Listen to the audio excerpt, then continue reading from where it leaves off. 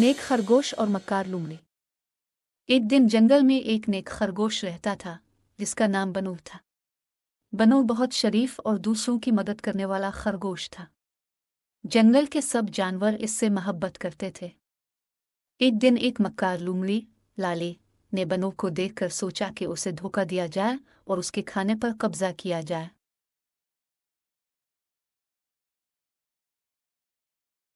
लाली ने बनू के पास आकर कहा, बनू भाई, मैं बहुत भूखी हूं और चल नहीं सकती।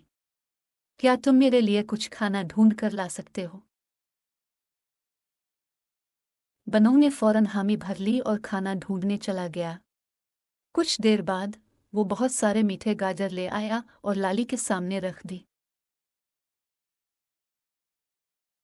लाली ने फौरन गाजरें खानी शुरू की और जब बनू को पीछे मुड़कर देखा तो बाकी गाजरें उठाकर भागने लगी। बनू को यह देखकर दुख हुआ कि लाली ने इसकी मदद का गलत फायदा उठाया है।